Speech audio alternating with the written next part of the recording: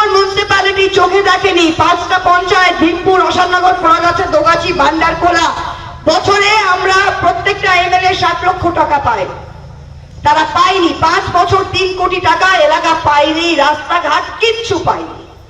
এই হচ্ছে বিজেপি, এই হচ্ছে বিজেপি। আমি একটা কথা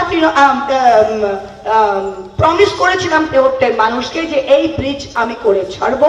এই ব্রিজের ডিপিআর হয়ে গেছে, এইবার আমি এই ব্রিজটা আমরা করেই ছাড়ব।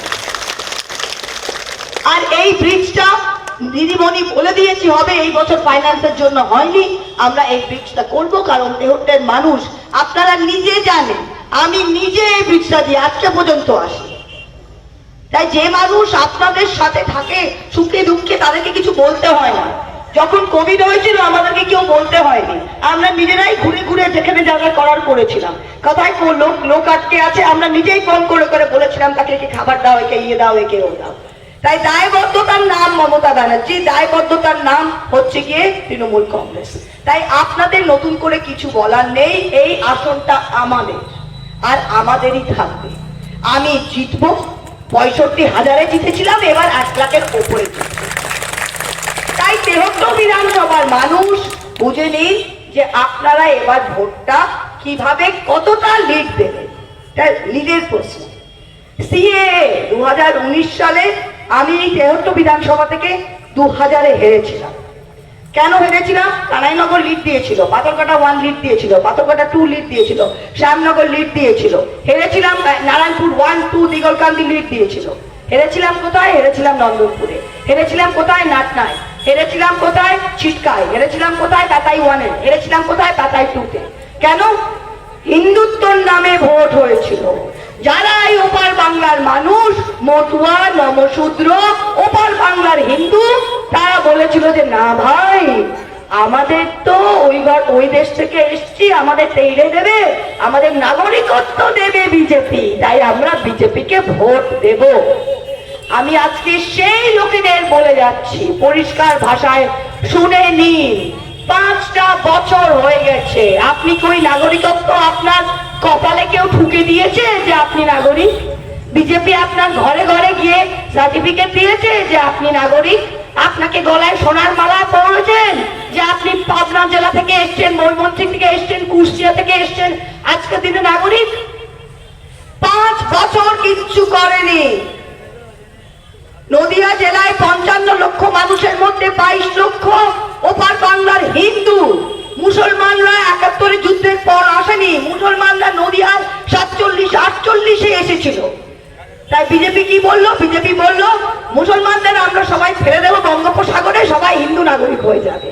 কি হলো আসলে? গত 5 বছরে কিচ্ছু পেলেন না। মমতা ব্যানার্জি একমাত্র মানুষ নিঃস্বার্থে আপনাদের লক্ষ্মীর ভান্ডার দিয়ে গেল, আপনাদের ব্যাংক অ্যাকাউন্ট আছে, আপনাদের জমির পাট্টা আছে, আপনাদের স্বাস্থ্যসাথী কার্ড হলো। এর ঊর্ধ্বে যে মানুষের ভোটার কার্ড আছে, যে মানুষের আধার কার্ড আছে, তার ঊর্ধ্বে নাগরিকত্ব কি? কিছুই না।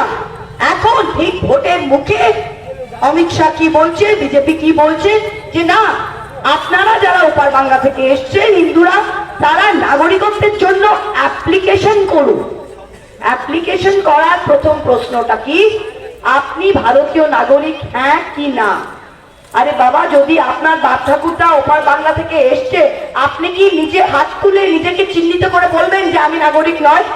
তার মানে আপনার লক্ষ্মী ভান্ডার বেআইনি, আপনার ব্যাংক অ্যাকাউন্ট বেআইনি, আপনার জমির দলিল বেআইনি, আপনি এত বছর যা যা সুযোগ সুবিধা উপভোগ করেছেন সবকিছু বেআইনি। দ্বিতীয় প্রশ্ন কি? যে আপনি পাকিস্তান না আফগানিস্তান না বাংলাদেশ থেকে এসেছেন, আপনাকে বলতে হচ্ছে আপনি বাংলাদেশ থেকে এসেছেন। 3 নম্বর প্রশ্ন কি? যে আপনি বাংলাদেশ থেকে এসেছেন, তাহলে আপনার কাছে কি ডকুমেন্টস আছে? যারা 71 যুদ্ধের পর এসছে তারা তো শরণার্থী, তারা সবকিছু ফেলে দিয়ে এসছে। সেই হিন্দুরা তাদের বাবার জন্মের সার্টিফিকেট আর তার বাপ ঠাকুরদার জমির দলিল কি তার পকেটে করে নিয়ে এসছে, তারা আজকে দেখাবে? হ্যাঁ কি না? আসামে কি হয়েছে? 18 লক্ষ বাঙালিকে তারা চিহ্নিত করে ডিটেনশন ক্যাম্পে পৌঁছেছে। নন্দনপুরে কি দেখলাম? আধার কার্ড ডিঅ্যাক্টিভেট হয়েছে, হিন্দুর হয়েছে। ব্যাপারীতে কি দেখলাম? আধার কার্ড ডিঅ্যাক্টিভেট হয়েছে, হিন্দু রয়েছে। কারণ ওপার বাংলা থেকে যারা আসা তারা সবই হিন্দু। আর তাদের ওই যে বলে না, রবীন্দ্রনাথের গান ছিল, আমার সোনার হরিণ চাই, আমার সোনার হরিণ চাই। যা ছিল তা গেল ঘুচে, যা নেই তার ঝোঁকে। আপনাদের এই নাগরিকত্ব সোনার হরিণের জন্য যা আছে সেটাও যাবে। এই বোকামি করবেন না, নিজেকে চিহ্নিত করবেন না। মমতা ব্যানার্জি একমাত্র মানুষ দাঁড়িয়ে বলেছে, ভাই আধার কার্ড কেউ ছোবে না, আমি গ্যারান্টি দিচ্ছি।